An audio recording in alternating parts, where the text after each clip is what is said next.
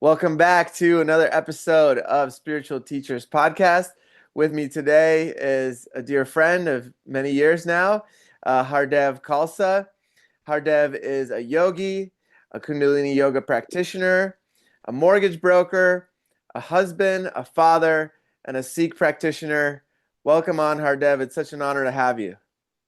Ooh, Peter, brother, thank you, man. It's been a while. It's good to see your face, your smile, man. Thanks. Good Thank to you. see you Love the too, green man. shirt, man.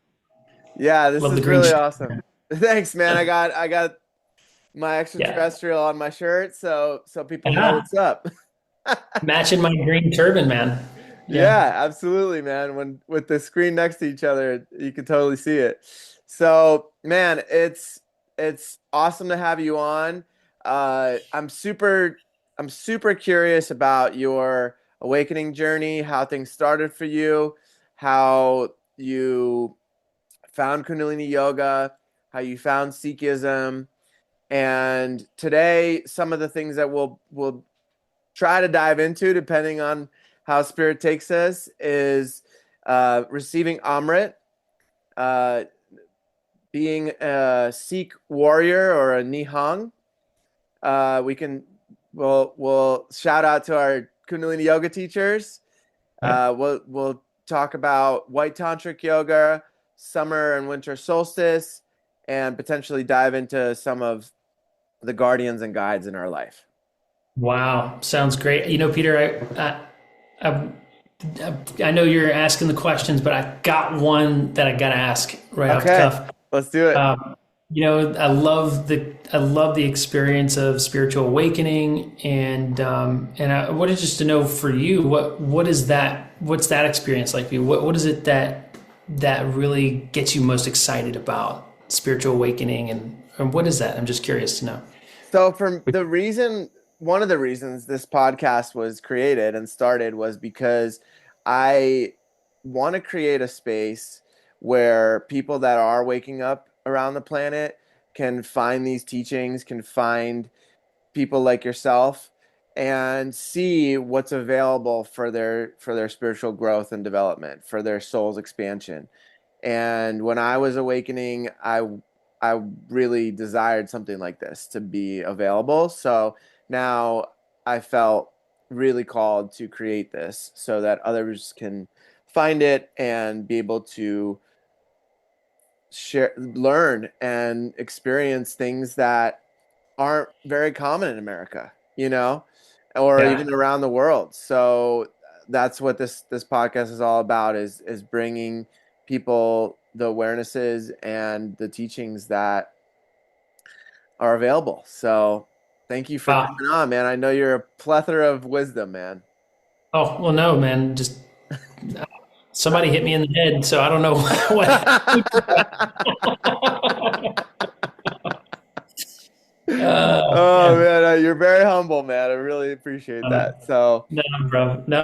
Well, it sounds like the process of transformation is like capturing that experience for what that is and being able to connect with that absolutely. is something that you're passionate about.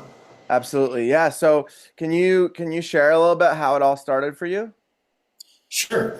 You probably need a little bit of ground. You kind of gave a little bit of intro there, but essentially, it's really interesting because we talk about and want to learn about people's experiences. And as I'm 36 today, with an 8-month-old son, and in the world of running my own business, helping people buy homes and things like that. But then meditating every day and going to yoga festivals and connecting with people on that level.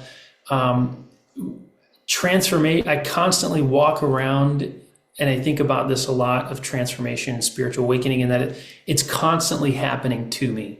Like every strike of breath, it's constantly transforming. And my wife definitely amplifies it. Challenges me in ways, and part of why I really gravitate towards more Kundalini style, specifically under that Yogi budget in the 3HO community, because that's where I was brought in Hmm. back '08 and '09. That's kind of the avenue that I was brought in, and it just the vibration was there, and I'm in forever gratitude for those people in that spiritual community because of how much they've given me and continue to give to me and my family. So I'm very much in gratitude and service to the community just for what they've fostered an environment and container and given me so much rebirth and values and richness and wealth and in subtle ways that I felt like for my own reasons that I didn't deserve. So anyways, that's the kind of realm that I was kind of brought in. And as I continue to be in Fresno, California these days, where there's very little. Fresno, California is very more on the conservative side versus your LA, your San Fran, or your San Diego type vibe. Mm-hmm. So there's yogis here, but in the spiritual, lighter sense, more spiritually kind of tuned in and going into that depth and dimension of internal experience. There's just not as many as your LA or your San Fran. Mm-hmm. And so I think about this a lot, and I think about transformation, and it really is happening all the time. All the time. It's just constantly happening. But I would say for a lot of people, it's happening a lot less just due to developmental practices of their families or, the programming that they're in. It's not their fault. It's just kind of how people were brought into it. But for some reason, I fell off a motorcycle when I was 18 and then had to go to jail for a couple of weeks for failing, for drugs, essentially. And so those happened within like a 3-month window. And that was like, all right, I severely damaged my body in a motorcycle accident. Then I went to a place that I never wanted to go back. And that kind of put the blinders on for me to, all right, let's do things where you want to be exceptionally well or good at or healthy. Let's do everything opposite of what I was doing before. Yeah. And that takes me. Right. I was 18 and pretty much just a kid, mm-hmm. All banged up and just getting, just grew up, alcohol, drugs, just fine. But I wasn't an addict per se, but I did it. And, if you're thinking about it, I did it. Except for ayahuasca, I've never done that. Mm-hmm. But for the most part, coming from that to 1836, it's different. It's been a while. I've just been kept up meditation and yoga and elevating myself and other people. Being with other people has been my new drug of choice now these days. Yeah. So it's kind of sounds like you had kind of a wild young life, huh? Yeah, Memphis, Tennessee. It's not much to do around there, but ride bikes and do some drugs here and there, right? That's right, man. That's right. And throw some beer bottles, hell yeah, and shoot them with some BB guns and real guns. Yeah. Okay, so you were 18. This kind of like sparked it. It sounds like, right? It sparked you wanting to be a better person, a better man. Right. And so what did you find first out of the different teachings? Did you go to a yoga class? Like what kind of started it for you? That's a great question, because it's definitely layers in an evolution that people go through. For me, right out of jail, the first thing was, okay, we're going sober. We're going full sober, and I'm going to go all the way. I'm a perfectionist. I'm a king of self-doubt. I am never doing it well. I never look good enough. I never speak well enough. I never sound good enough. I never am good enough. It's like constantly tricking, that's my constant challenge I'm facing. And perfectionism and all that. Mm-hmm. So to combat my challenge, my perfectionism, my self-doubt is I got to be incredibly the best at it. So I'm going to be incredibly the best sober person I can ever be, and live the best, better than everyone else. Right. That's kind of the immediate experience that I went through. And so I went full sober. And then I kind of trickled back into it. And I kind of learned that actually my tribe really is something that was really important. So when I quit those people that I'd known since kindergarten at that time, just like some good friends and that drank and smoked, and I stopped hanging out with them, and then I found yoga, and then ran into Kundalini Yoga. And at Kundalini Yoga, the experience impacted my body and mind so much that I consciously could have an incredible experience of evolution in so much power, so quickly, of evolving. And what that means for me is I felt a lot more fluidity in broken bones, a lot of scar tissue, kind of disruption a little bit, coming back a lot more fluidity in my spine and my shoulder blade where I broke some bones. I damaged my frontal cortex, my brain, bruised it. Analytical, logical thinking. I remember sitting in the doctor's office saying, "You're going to struggle with this." And it was true. Afterwards, I went back to school, college at the time, and I struggled, man. I struggled hard. But then I went to jail, got out of jail, cleaned up, started trying to sober up. And essentially, sobering was the first level, getting rid of everything. Like, if it's not going to be healthy, I don't want it. And seriously, like alcohol, all drugs, done.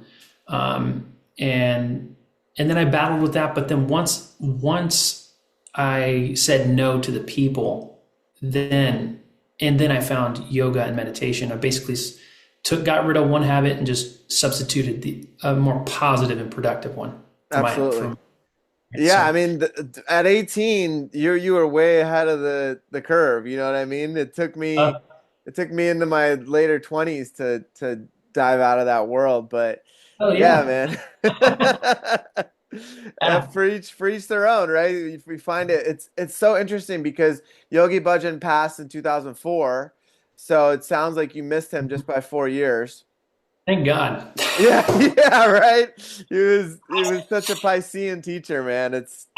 I say that, but there's a spectrum to that. Like, thank God, because I probably would have evolved in a certain way, but without ever having met him, it almost enamors me more towards his teachings. I know there's all kinds of lots of different frequencies around him, and that energy, which I don't have any conclusive, experience to determine. But what I do know for a fact is my experience when I breathe 1 minute per breath. The teachings, I'll say it because when you were speaking about finding yoga, I remember the first time I found Kundalini Yoga, it was in the middle of Scranton, Pennsylvania. This tiny little studio. It wasn't even an actual yoga studio. It was this tiny little studio connected to like a box. There was boxing in the same room sometimes. They had all kinds of stuff going on. And this teacher, I don't remember her name right now, unfortunately, but the first time I went into that class, man, it blasted me out of this world. Like, I started seeing past lifetimes flashing through my mind. I started seeing other dimensions, because we rolled around on the ground and moved our arms for a little bit. You know what I mean? Like, I was like, what just happened here? Yeah. But the craziest part for me was that I kept looking for something. I kept trying different yogas, and I was like, okay, I tried the vinyasa, I tried the ashtanga, I tried the what other ones? There was like 3 or 4 other ones that I tried, right? Like the yin yoga, you name it. And then when I found this, I was like, this is what I was looking for. And I was like, I gotta teach this. Like, immediately I was like, I gotta find my teachers. I know this. So what was do you remember your first class? You were like, blast off, I'm in, where's the next step? Right. Yeah. Actually, I saw color. I was like, my vision was, immediately I could feel my brain tickling, and my frontal brain, I could just feel alleviation, essentially. And I could sit with more concept thought, more complex thought. And, now I'm doing a bunch of math. Right. Actually, 3 years later, after my first Kundalini Yoga class, and I went out and just joined the community and just did Kundalini Yoga every day. 3 years later, I went back to school, and that was in 2012.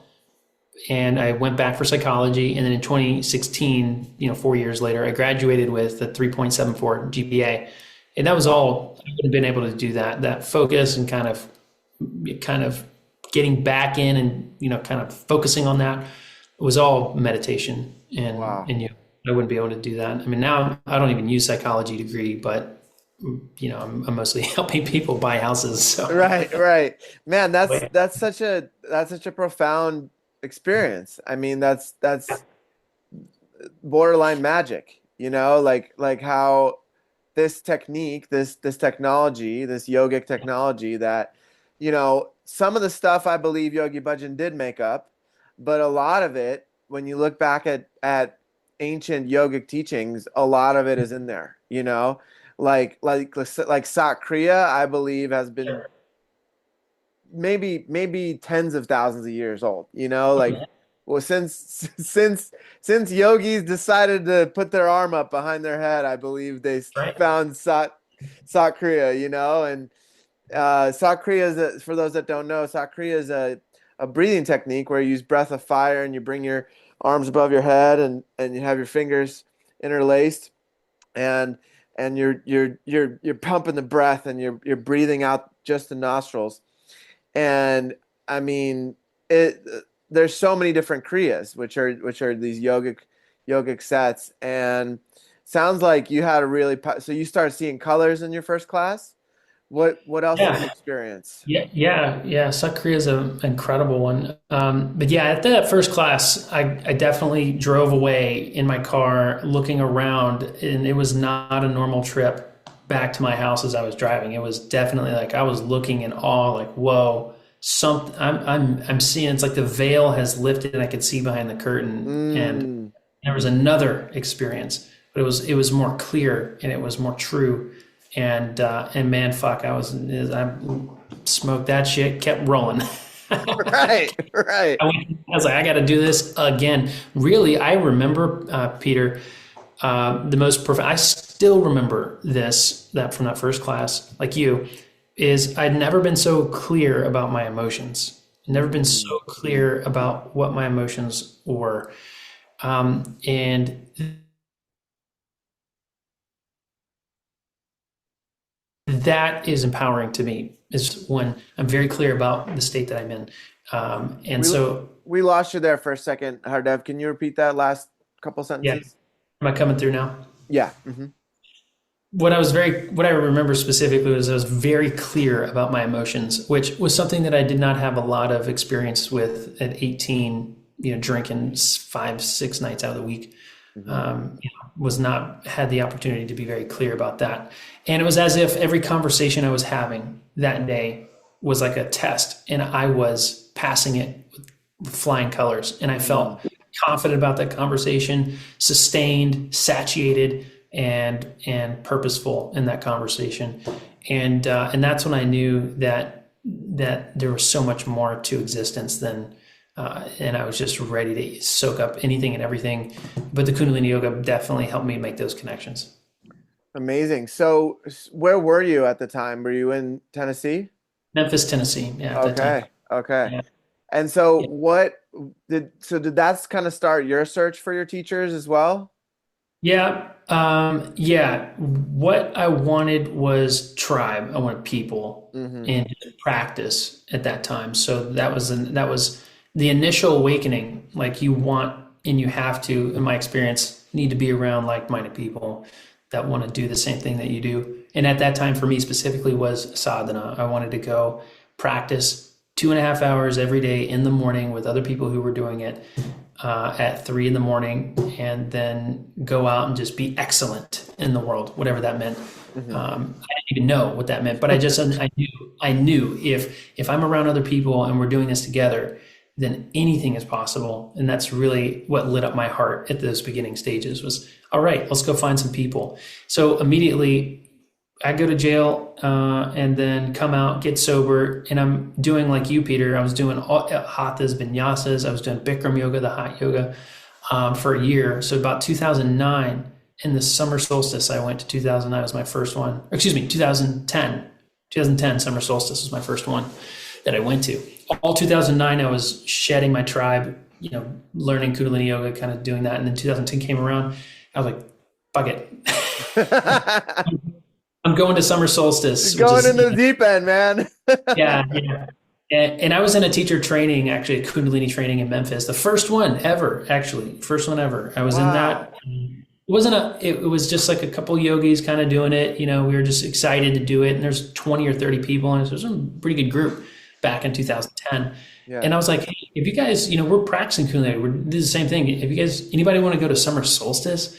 And I was like, no. And I was the first one. I was the first one, but I went by myself, got on a plane, went to New Mexico for the first time. And then at summer solstice, I remember that first day, man, I looked around, I was like, I am home. I'm here. Mm. Everybody's getting up, doing yoga together. We're all practicing eating, very healthy, for the most part, so it's definitely a bubble where you can go and transform, like even, kick it into overdrive and just go dive in. And then I knew at summer solstice in 2010, this is where I wanted to be. After summer solstice, I immediately moved up to an ashram in the East Coast, in Millis, Massachusetts, where I lived there for a couple of years. And then I went to India and worked at the school there for a couple of years, or not for a couple of years, but for actually 6 months. I was there for 6 months in India working at the school. Mm-hmm. And then I lived in New Mexico full time after that in 2012 in New Mexico at the Mother Ashram Okay. there. Just did sadhana all the time. That's all I did. I worked for a guy in exchange to live in his house, and then I just did sadhana. That's all I cared about. And then Wow. eventually I went back to school, and then eventually, because the path is, as you get into Kundalini Yoga, the path is the path of the householder. So you eventually are working to be part of the community in some sort of, and essentially having a house, paying bills, having kids, all that stuff, all that jazz, that there's more transformation into that process. So that's kind of what led me to where I am. Amazing, amazing. What a journey, man. I have a few questions. So you mentioned summer solstice, Mhm. and for those that don't know, summer solstice, it happens every year. Do you remember the date? Yeah, yeah. It's a week in June. About, this year it's the June 9th, that Okay. weekend to the 21st. June Okay. 9th to, yeah. So Okay. that every year. Okay. And so there's a gathering in the main ashram that Yogi Bhajan started in New Mexico, and sometimes hundreds of people show up, right? Oh, For 3 to 4 days. oh yeah. Oh yeah. No, it's yeah. Used to be about 5,000. Now it's kind of dwindled down to about nearly 1,000, roughly, Okay. just because of the evolution of the community and things of that nature. So the first one you went to, was it around that 5,000? About 5,000 people. It's crazy, man. It was That's like a amazing. festival right there. Oh yeah. That's festival numbers right there. Imagine, so the climax of summer solstice. Well, we're talking about summer solstice, which happens, every year, Every year this happens, yeah. right? Summer's not just the festival, but just the actual event of summer and it being the longest day of the year, summer solstice. So this particular event's called Summer Solstice Celebration. I can't remember Summer Solstice Celebration. Summer Solstice Celebration, and Kundalini Yoga essentially is the only main. It's a Kundalini Yoga festival, Hmm. but the climax, Peter, is 3 days of white tantric yoga. That's the climax Yes. of the festival. So about half of camp will actually do tantric. So then about 2,500 people sitting in lines, tantric lines, chanting.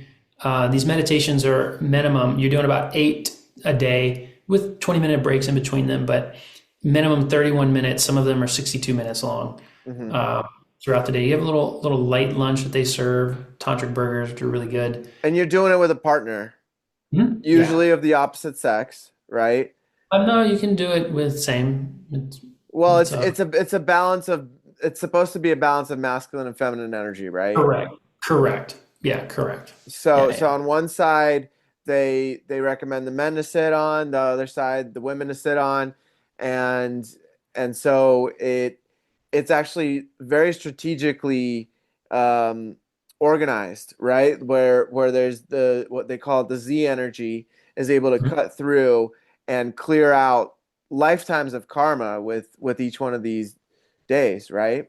Exactly. And so when we do an individual meditation, when I meditate on my own, this is like we refer to this as individual consciousness. I'm working on my subconsciousness, reviewing it, scanning it, training it, um, focusing my conscious. But essentially, if I'm doing a meditation on my own in my individual consciousness, I'm I'm essentially emptying out and so that I can be more present into the internal and external conflicts or environments or experiences that I'm having. So be more clear about who I am.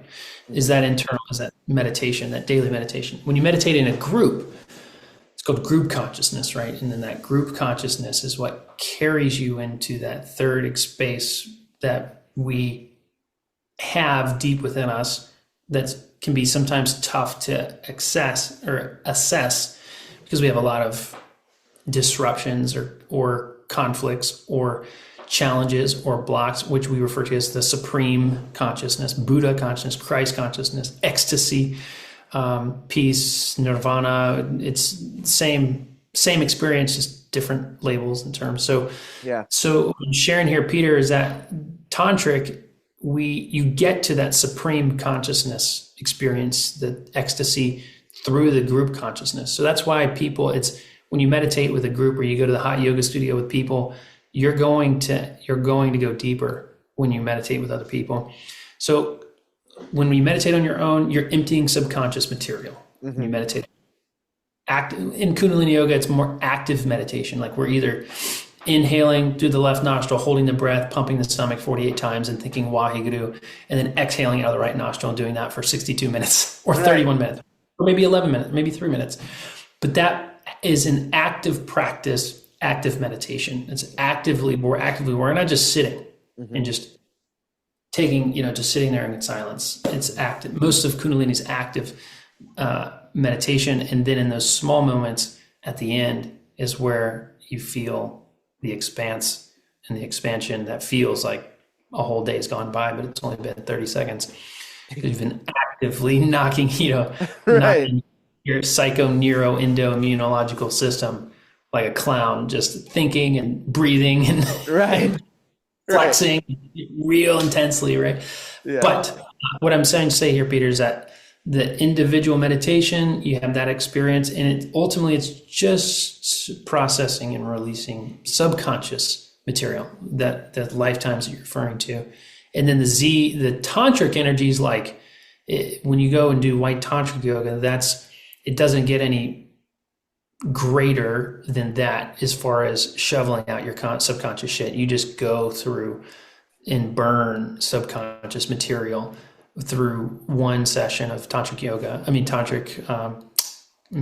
white tantric yoga, but it's also still do 3 days of that stuff, and it is unlike anything on planet Earth. And if people are listening to this, maybe you'll be lucky. You'll be lucky to go do white tantric yoga.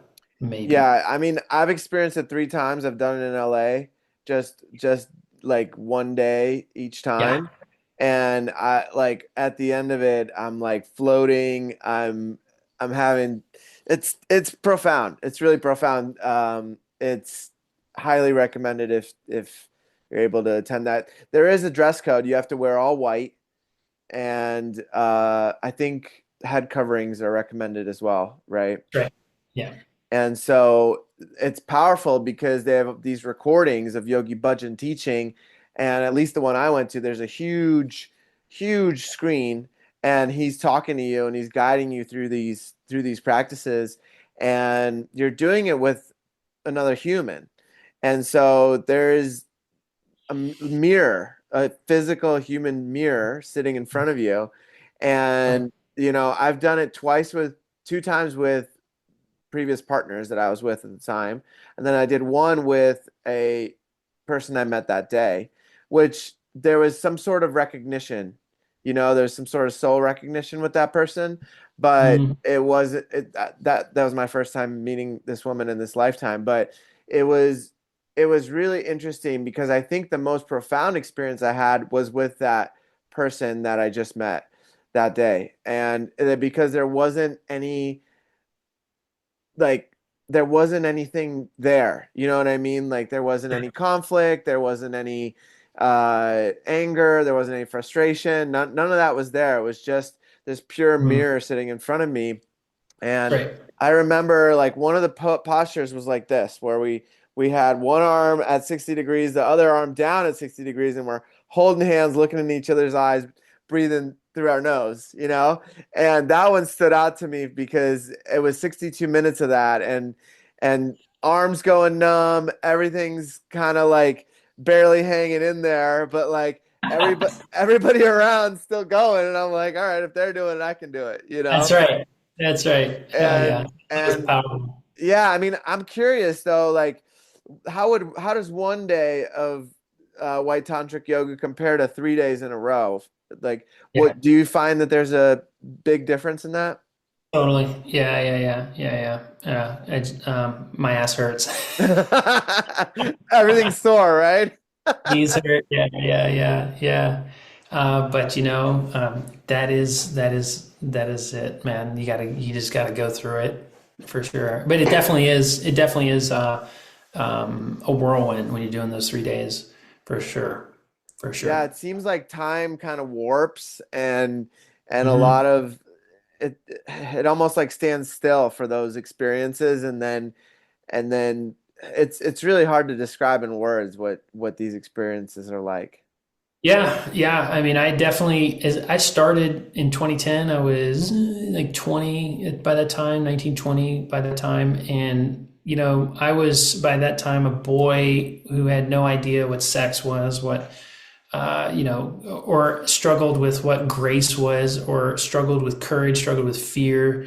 I was still growing emotionally at that time. And most of my habitual self was programmed for, let's get drunk and have sex. Like, let's go. Like, that's kind of, that's what come out of that lust. That's what I was raised around. So, but I'm also, I come from a Southern family where you never hit a woman. Doesn't matter if she's punching you, so we've got, that dynamic I come from. So I had respect, but respect for the opposite sex. And I'm speaking about this because specifically for me, as I remember starting tantric to today, it definitely helped me evolve and develop a relationship with lust myself, Okay. with with uh, with my initial development of interacting with the opposite sex. Hmm.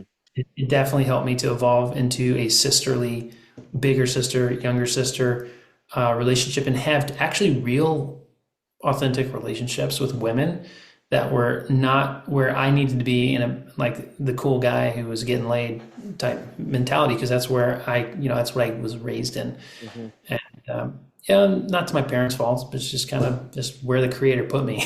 Right, right, right. But it taught me to develop real relationships with women, and that was so empowering, man. I'm just so grateful to be able to do that because when I was 20 in 2012, I learned how to salsa dance. I love to dance. Like I just freaking love it, man. I don't know what it is. Disco comes on, and I'll fucking go. I love it. Yeah, yeah, dude, I'm Yeah, right there with you, man. love it. I Love used it. to drive out to Newark, New Jersey to learn salsa. Like it was like a Oh, 40 no minute way. drive. Yeah. Out of here. Get out of here. How long Yeah. did you dance for?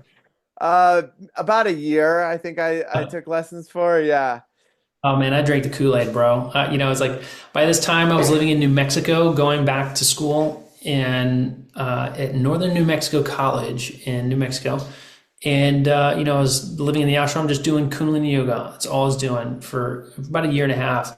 And then, as an elective, I took a salsa dancing class, and the teacher was Mm, fucking cool. He's a Native American guy, nice. um, and he was super smooth with it. And then I get to interact with women in a way where I'm the lead. I'm leading Hmm. this thing, you Right. know. And then the music is just popping. I love it, man. Something about a cowbell. ultimately the bass is playing syncopated notes, offbeat notes, so it's super funky in nature, even though it sounds very classically salsa. You get the horns, you get the singers, and it's really got everything, all the roots, all the way up to the higher ethers, ethers of vocals and horns. You've got everything in between, from the earth to the heavens, in a salsa song, and then they jam. There's a minute, at least a solid minute in there, where they're hitting that cowbell, and it's just they go and they are going like if you're in a Fish song and it's time for the solo, and they're just gonna fucking solo for the next 10 minutes. Yeah. Every salsa song has that. Yeah. But it's way more organized. They got music sheets, and it's just super organized. And that can be kind of like the off appeal for it, is that it's just, it's salsa music. But when you listen to it musically, it is a fucking party. Yeah. And that cowbell hits, and they're jamming. They're Oh jamming. yeah. They don't jam as hard as Fish, but like a jam Yeah. band. Yeah. But I recognize those elements in it. So the music got me. This dude was killing it, and he was leading a woman. And then he was just, then you could basically do that all night long. You could just Right. dance with women all night long. So there's this interesting experience I got, where here I am evolving out of this lust experience with myself, with the relationship, into a more graceful relationship with the female polarity.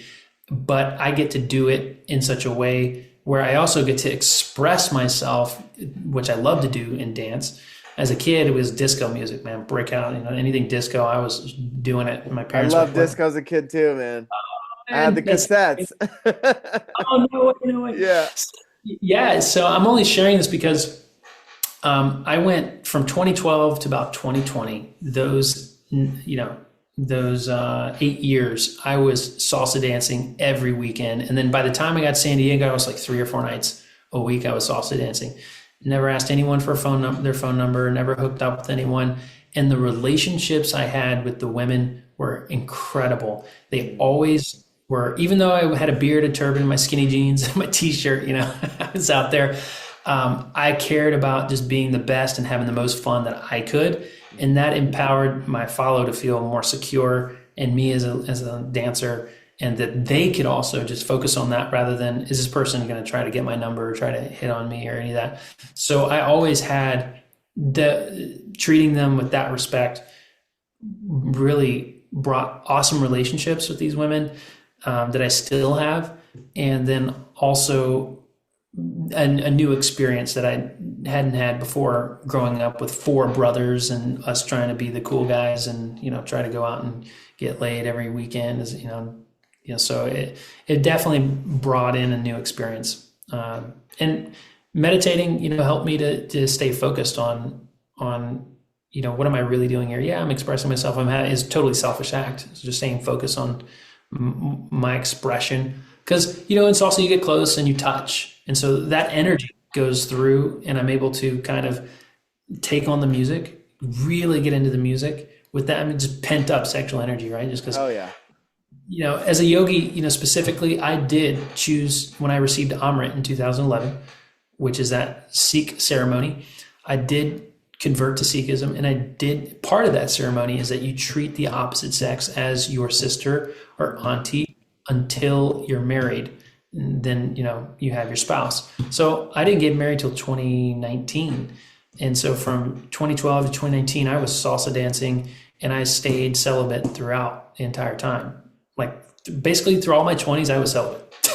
Okay. Yeah, man, that's really I, rare. That's really rare nowadays I, for men in that age group.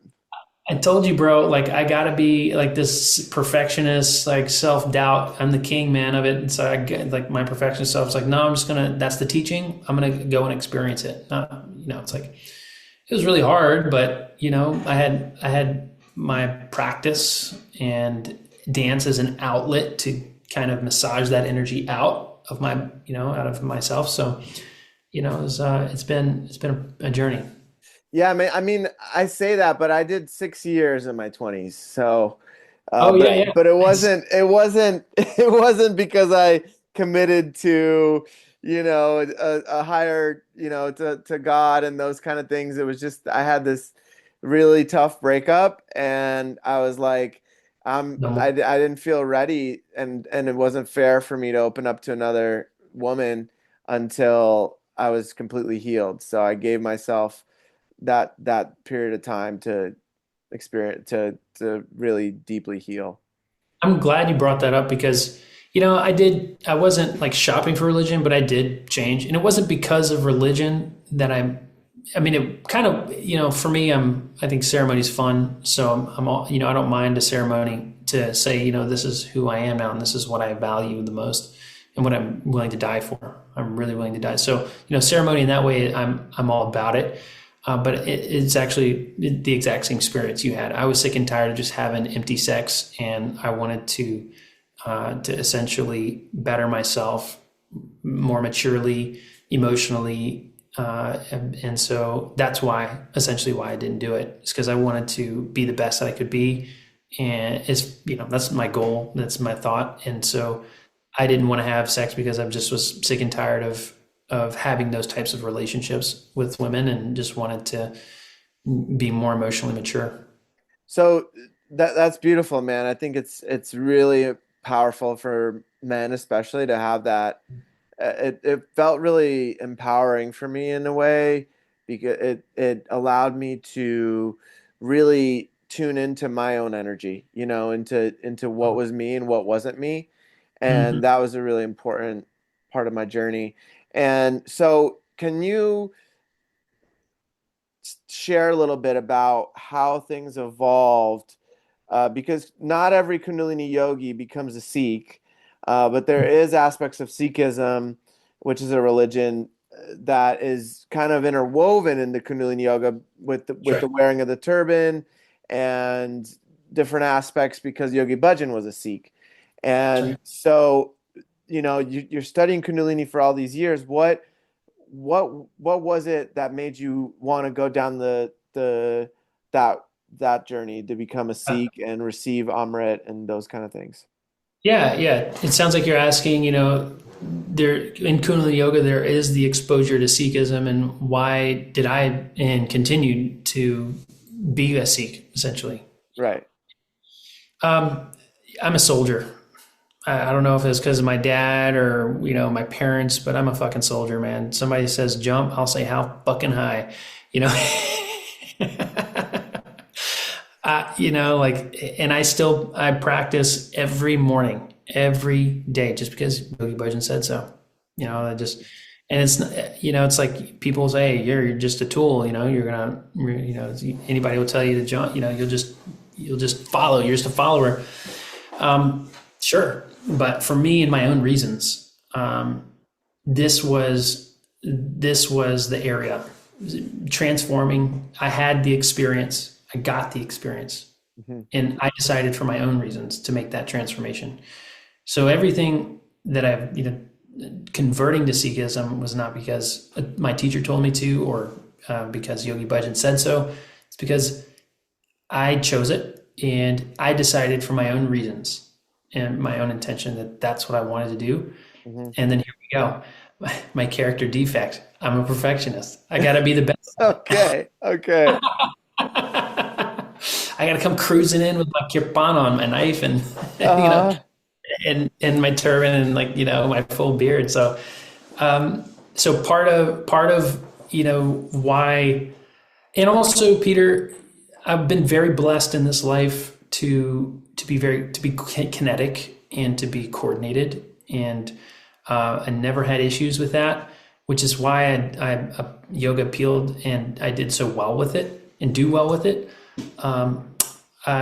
Doing postures and breath work and doing it for hours or 3 days straight, I can actually do that. Hmm. But where does it all end? Where does it all go? And those questions are what brought me into the more spiritual, intellectual space, and understanding and adapting to specific values and taking those on, and then adapting a specific image with clothing. And so part of just, I guess, by trying to be perfect and then a soldier just let me, just kind of leads me where I go. I guess, so yeah. Okay. Okay. Beautiful. So I'm curious, was there somebody that you knew that really inspired you? Was it somebody that you met just briefly? Was it your experience in India? Like what was it that kind of like motivated you to go full on? I'm gonna go into that and I'm gonna be the best Sikh I could be. Yeah, I'd say a percentage of it is at that time I was ready to do something different, look Okay. different, sound different. I mean, I even Peter changed my name to Har-Dev. Michael McGowan is my given name. No problems with it. But when I became a Sikh and did took Amrit in that official ceremony where I'm going to take in these values and die for them, that provides meaning, right? It provided meaning for me, to which I did not have that kind of conviction before. Hmm. Like I did not have something that I'd be willing to die for before, but today I'm happy to say I will die for something. Hmm. And it gives me, that conviction is empowering. It gives me purpose. It gives me, uh, it fuels my self-discipline. It fuels my happiness. It fuels, essentially me. So while religion does have its structure and it's, it's in a lot of different religions, it's just very unappealing, honestly. Hmm. Um, but Sikhi appeals to me even more, just how universal in nature it is. Hmm. And it is very ambiguous too. There's different levels of the practice, and everybody thinks they're better than everybody. And essentially, at the end of the day, when you're in that mind space, then you're not really in the practice. Right, It's right. just about you and your focus on your transformation and your energy that you're giving out. And Sikhi is that simple. It's that simple. They don't talk about what happens after you die. They don't talk about this is. They don't talk about history in Sikhism. Like there's no history. I mean, there's some names, but there's no like 10 commandments. There are for some people who want to go to the next level, who like me, maybe even wanted to go to the next level or need to have that level of what are your five values? What you need to wear this, you need to do this, you need to eat this, you need to not eat that. There is that level there for people, but for the most part, it's not. It's essentially an experience, and that experience is nameless. It's timeless. It's colorless. It's just an experience, and that universality is what attracted me to it, and also that I wanted, my perfectionism, my character defect of just trying to be perfect. I wanted to be different, and so I changed my name legally on everything: my birth certificate, my ID, my birth certificate has a little scratched out Michael, and it says Har-Dev. Wow, wow. Like I went the full swing into it, man, because Yeah. it's just that was just who I am. So but I've yet to meet, I meet very few people that have kind of like jumped in it as deep as me, and I recognize that. Right. It's just like that's just I guess what I need, man. Right on. Okay. So for those that aren't familiar with Sikhism, Yeah. can you share a little bit about the turban, why that's worn? Can you share a little bit about the knife that the warriors wear on their side? That's Those right. kind of Yeah. things. Yeah. So Sikhism literally translates to student, and it essentially is the internal study of your own self. And initially, it starts and has started with teachers and people who've had experiences deep within those inner dimensions, and uh, and have found that through certain practices, you can experience uh, timelessness, or you can experience bounty, you can experience prosperity, you can experience sweetness, you can experience flexibility, you can experience um, depth and warmth amidst a cold planet, cold emotions, suffering, pain, and essentially Sikhi helps to bridge that gap. And that's all religions, but for specifically for students and Sikhs, we study to bridge that gap to constantly move towards those abundant experiences tribally through seva. That was kind of, and I'm kind of generalizing here, but specifically for Sikhs, serving gives and sets is the energetic code that creates the environment of of uh, of these higher experiences or warmer experiences. And seva is service, selfless service, right? So doing something without thought or reward of something in return. Mm-hmm. So, and that energy sets it. The world, the universe runs by laws, and a natural law is when you do something without return of wanting anything in return for it, and it is in the benefit of another person or another thing. There is a universal, that code will be activated, and then that individual magnetically will experience a little bit more grace in their life.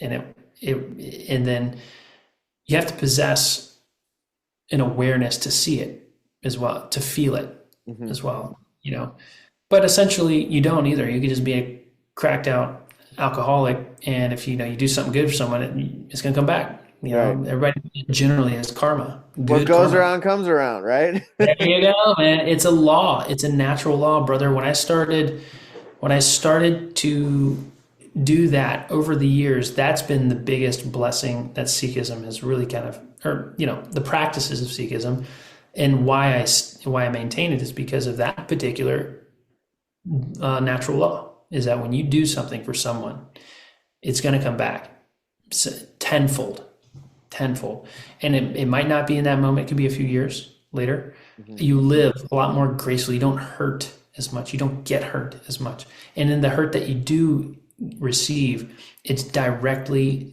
for you as a lesson that's going to take you to the next level. So for your question here, I mean, what is Sikhism? It's the fifth largest religion in the world, and it would not be the way that a lot of people think about it is monotheism, one God. But it's not accurate. It's more panentheism, where it's an energy that permeates everything in the individual. So it's an energy. Mm.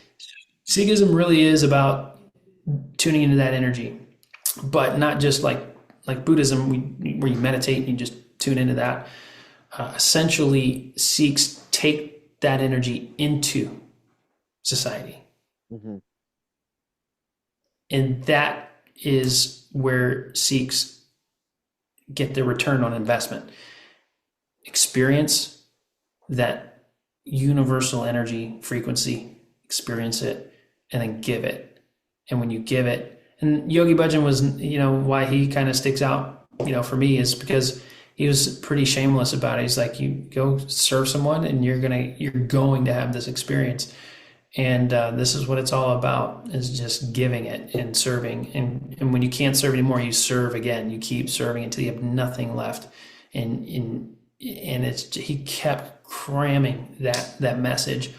And it's so true, man, because, when I started when I was 20 to now 36, I cannot even imagine mentally with my limited mind how incredible all the blessings that I have now in grace and just incredible bounty and prosperity, and both all worldly, spiritually. I'm not like bragging here, but I have noticed Right. a gain of quality of life. Big time. Yeah, and I think there's many factors in that, right? There's a devotion to something bigger than self. There's that selfless service. There's a dedication to a practice. I feel like any practice, it could be music, it could be origami, it could be painting, it can be literally anything. If you devote yourself, the universe sees it, and there's these gifts that come, and I've seen direct correlations with it. Like in Kundalini Yoga, it's recommended to do a 40-day practice to start out, right? And then if you like it and you're seeing the results, go for 100 days.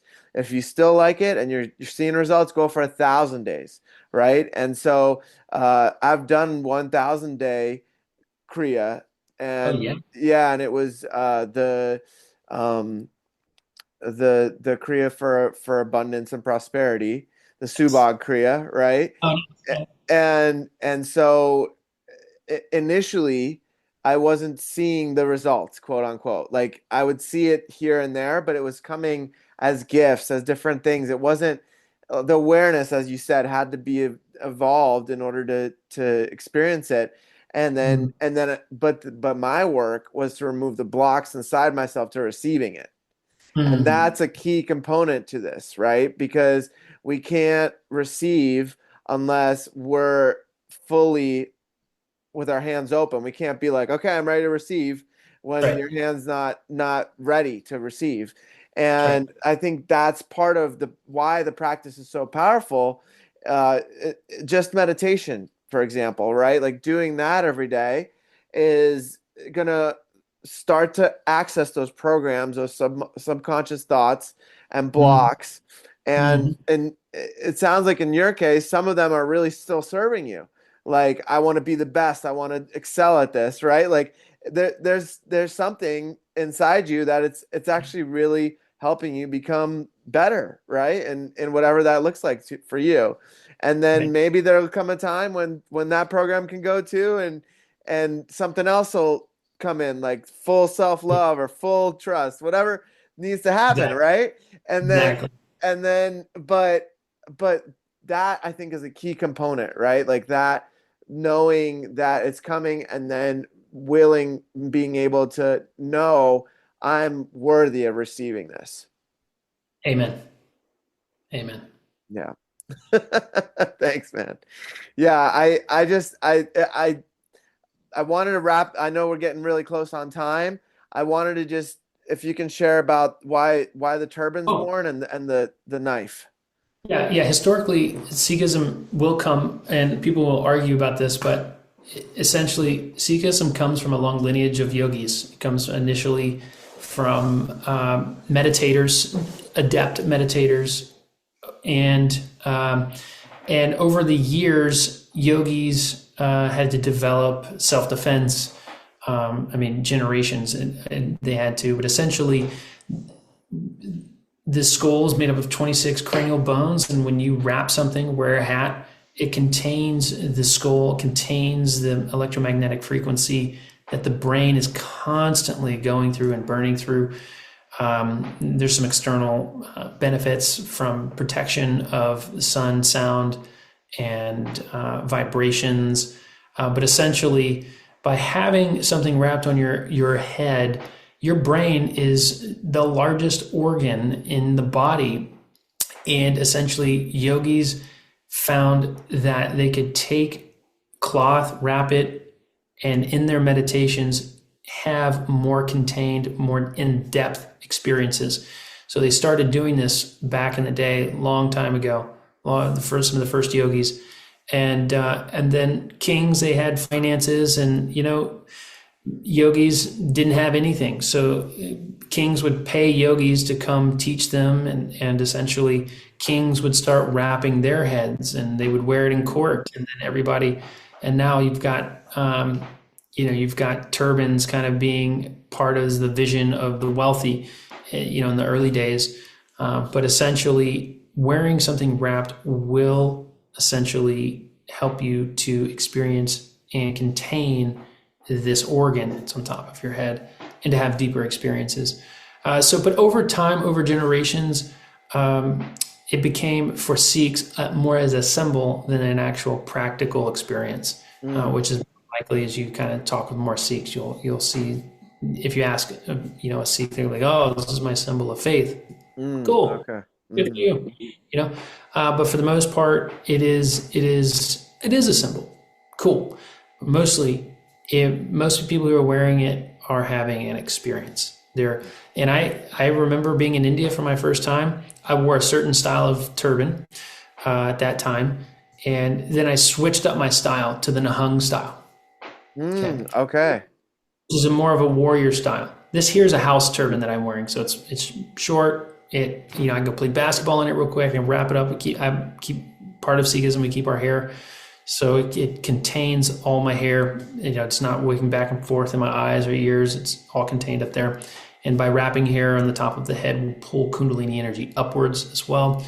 So during the day, we wrapped our hair up on top of the skull so that it pulls energy up the spine. And at night we braid it down so the energy goes down and we can rest. So essentially turbans became a symbol, and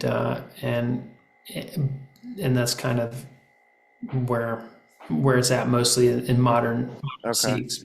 But at its very base, it's a practical experience. Beautiful. And then the knife is just a symbol of like the warrior and protector, right?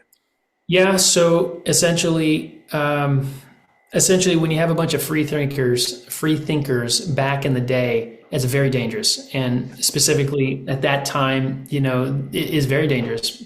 Equality, especially in India, is massively revolutionary thinking. And it so happened to be, Islam, not that there's any issue with Islam, but the Muslims at that time were very passionate about spreading Muslim.